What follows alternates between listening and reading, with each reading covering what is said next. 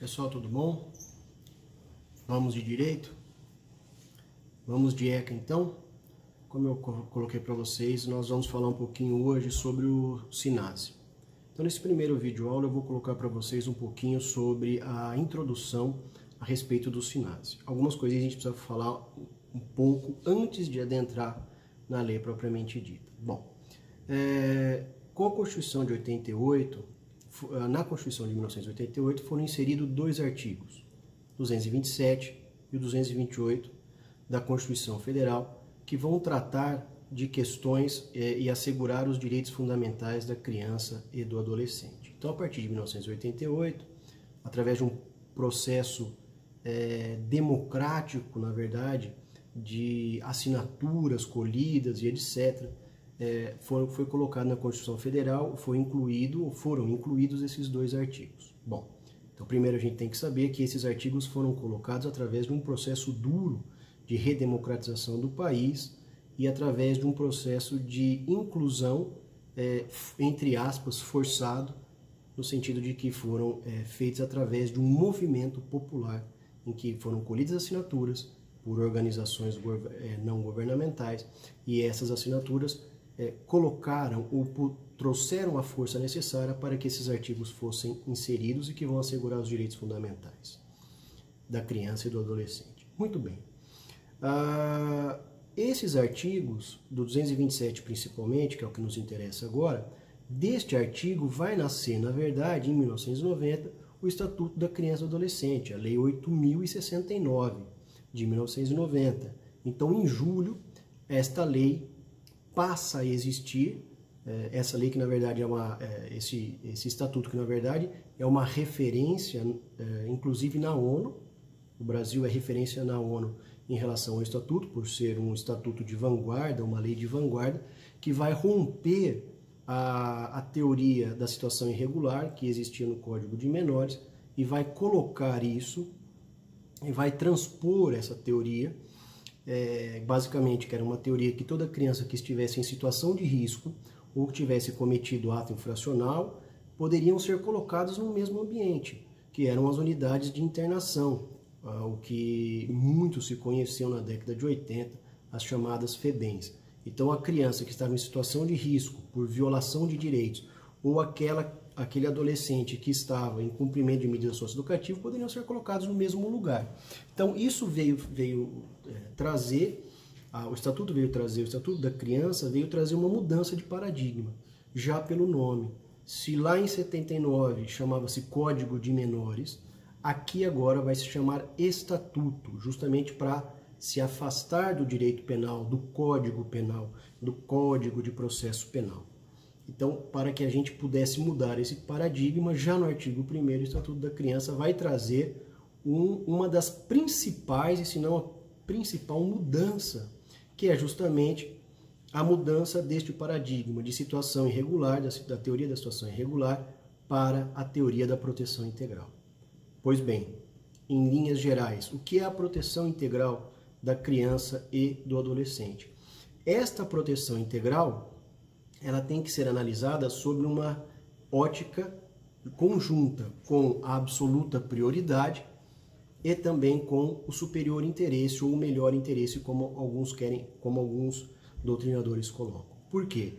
Porque este é o tripé que vai embasar todos os direitos inerentes à criança e ao adolescente, e no fim, então, estaremos falando de medida socioeducativa, que também terá como base esse tripé, que na verdade é o tripé do sistema de garantia de direitos da criança e do adolescente. Proteção integral, absoluta prioridade e melhor interesse ou superior interesse da criança.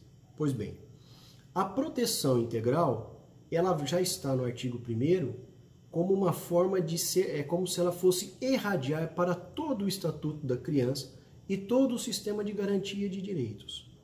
Pois bem, esta proteção, como o próprio nome diz, não é mais ou menos, ela não é parcial, ela é integral. E como isso significa dentro do Estatuto? O que isso significa dentro do Estatuto? Significa dizer, por exemplo, a prioridade nas políticas públicas voltadas para a infância e juventude. e adolescência, desculpem. Vamos agora dizer porque nós temos o Estatuto da Juventude. para a criança e o adolescente. Outra situação, por exemplo, é a prioridade no atendimento em caso de socorro das crianças e dos adolescentes. Então vejam que a proteção integral, ela é uma teoria que vai, primeiro, distanciar o Estatuto do Código de Menores e, segundo, vai trazer para todo o sistema de garantia de direitos uma proteção integral e absolutamente prioritária. Por que absolutamente prioritária? Porque a prioridade da criança e do adolescente na sociedade, nos direitos fundamentais e no próprio sistema de justiça tem que ser absolutamente prioritária. Então, programas de saúde, programas de educação, políticas públicas de saúde, políticas públicas de educação, políticas públicas municipais de inserção do dinheiro ou de gasto do dinheiro público devem ter a prioridade, devem ter como prioridade os programas e os projetos voltados para a infância e a adolescência.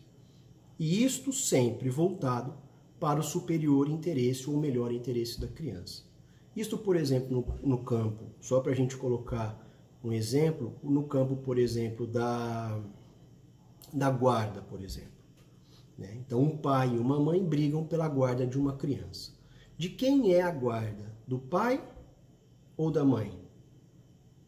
Na verdade, a guarda é daquele que melhor tiver condições de tomar conta desta criança. Por quê?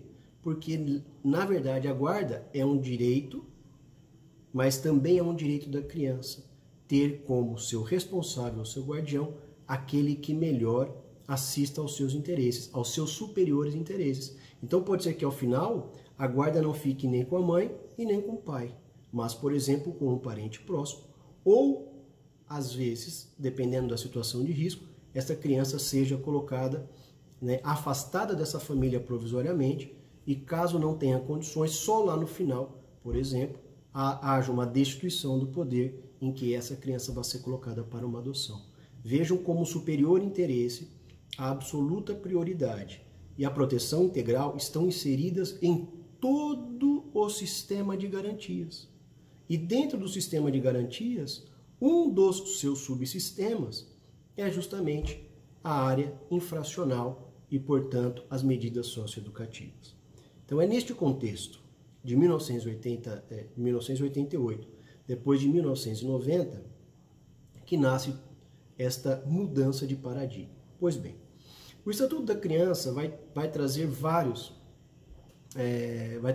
lições a respeito da proteção da infância, desse sistema heterogêneo, que uma hora nós podemos falar mais, o sistema heterogêneo de proteção da criança e do adolescente. Bom, trazendo direitos fundamentais, inclusive os direitos fundamentais das gestantes.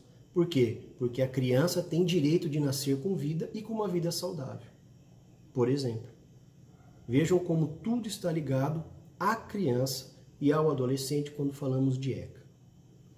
Ela vai trazer políticas de atendimento, ela vai trazer soluções para situações de criança e adolescente em situação de risco, e ela vai trazer, em seus mais de 250 artigos, o Estatuto da Criança, vai trazer os atos infracionais, o que são atos infracionais, quais são as medidas socioeducativas, mas muito pouco o Estatuto vai falar sobre quem deve gerir, quem deve custear, quem deve organizar essas medidas socioeducativas que vão acontecer, o seu cumprimento vai acontecer após o adolescente ser submetido a uma sentença condenatória por ato infracional, após a apuração. Lembramos que crianças não respondem, não podem ser inseridas em medidas socioeducativas. Crianças cometem atos infracionais, mas a elas não pode ser aplicada uma medida socioeducativa. Muito bem, a medida socioeducativa, então, é o adolescente. E lá no 112, no artigo 112 do Estatuto, o Estatuto vai trazer quais são as medidas socioeducativas. Quais são as medidas em ordem crescente? A primeira delas é a reparação. Desculpem, a primeira delas será a advertência. A segunda delas, a reparação do dano. A terceira delas vai ser a prestação de serviço à comunidade. A outra, a liberdade assistida. Depois a semi-liberdade e, por fim, a internação. Este escalonamento vai trazer, portanto, a internação como a forma mais grave de medida socioeducativa a ser aplicada e, portanto, a última delas. E, através dela, nós vamos ter uma série de consequências gravosas ao adolescente, como a segregação. A principal delas, a sua segregação dentro de um estabelecimento do qual ele tem a sua liberdade restringida. Então, é por isso que ela é a mais grave, por isso que ela é deve ser a mais excepcional por força do Estatuto, e por isso que houve a necessidade, após o advento do Estatuto, de uma lei que trouxesse essa próxima etapa de garantias de direitos da infância e da adolescência, que era justamente uma lei que pusesse e trouxesse de forma clara e objetiva quais são as razões da medida socioeducativa. Ela é penalizadora ou ela é sociopedagógica? Quem deve gerir as medidas e custear e fazer os programas e os planos das medidas em meio aberto? Quem deve fazer aquelas de internação em semi-liberdade? Todos esses questionamentos foram palco de discussões, muitas discussões que trouxeram, que foram sendo necessárias e que foram sendo crescentes na medida em que cada ente político, ou seja, cada poder público, o Estado, a União, o Distrito Federal, né, e os municípios, na verdade estavam à deriva sobre quem deveria custear o quê. E isso trazia, ou isso fazia com que a medida socioeducativa fosse não só banalizada no sentido financeiro, como também organizacional.